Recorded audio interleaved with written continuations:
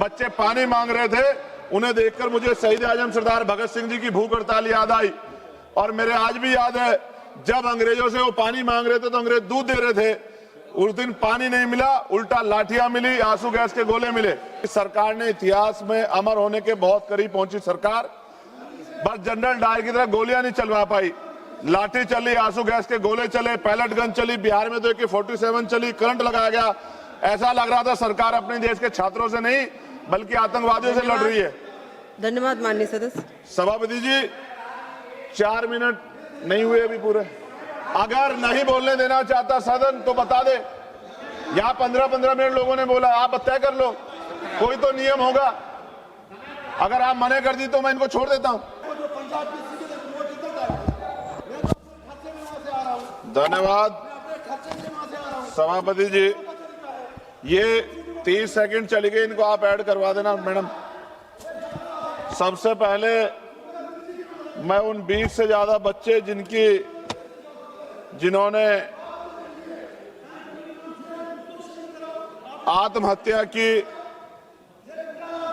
NEET की इस व्यवस्था से पेपर लीक जो हुआ उसके कारण मैं उनको आदरांजलि पेश करता हूं और उनके परिवारों को प्रकृति संबल दे ऐसी कामना करता हूं।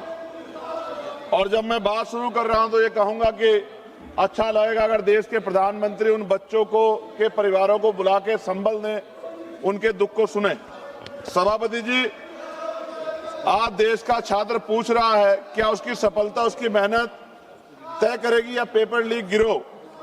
कहा जाता है कि मेहनत का फल मीठा होता है, लेकिन आज छात्र पूछ रहा है कि पहले यह तो तय कर दीजिए कि मेहनत का फल मिलेगा भी या नहीं मिलेगा। वह किताब से कम और मोबाइल के नोटिफिकेशन से ज्यादा डरता है कहीं फिर से पेपर लीक, परीक्षा रद्द या दोबारा परीक्षा खबर ना आ जाए। सरकार कहती है सब नियंत्रण में है, लेकिन अगर ऐसा है तो बार बार व्यवस्था विफल क्यों हो रही है। परीक्षा देने वाले छात्रों की पहचान आधार, बायोमेट्रिक और कई स्तर की जांच से होती है, फिर भी प्रश्न पत्र सुरक्षित नहीं रह पाता।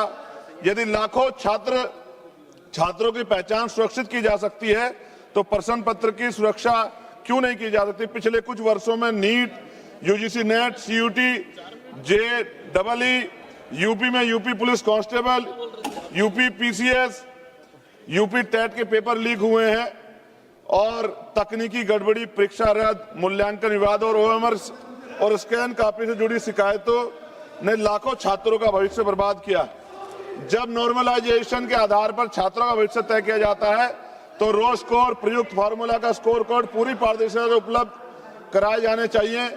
चयन के गणितीय प्रक्रिया गोपनीय रखने का कोई औचित्य नहीं है। पारदर्शिता विश्वास पैदा करती है जबकि गोपनीयता संदेह। मैं शिक्षा मंत्री के इस्तीफे का भी उल्लेख करना चाहता हूं। छात्रों से क्षमा मांगने के बजाय उन्होंने लिखा कि छात्रों को भ्रम के कुचक्र में नहीं फंसाना चाहिए। मैं पूछना चाहता हूं, भ्रम में छात्र हैं या बार बार विफल होने वाली व्यवस्था। इस पेपर लीक और भर्ती घोटाले के विरोध में 20 तारीख को जो छात्र सड़क पर उतरे थे, मैं स्वयं उस आंदोलन में मौजूद था। लाठी और आंसू गैस गोले चले, बच्चे पानी मांग रहे थे, उन्हें देखकर मुझे शहीद आजम सरदार भगत सिंह जी की भूख हड़ताल याद आई। और मेरे आज भी याद है, जब अंग्रेजों से वो पानी मांग रहे थे तो अंग्रेज दूध दे रहे थे। उस दिन पानी नहीं मिला, उल्टा लाठियां मिली, आंसू गैस के गोले मिले।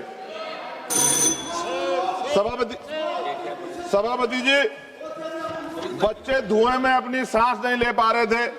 मैं सरकार का धन्यवाद करूंगा कि सरकार ने इतिहास में अमर होने के बहुत करीब पहुंची सरकार, बस जनरल डायर की तरह गोलियां नहीं चलवा पाई।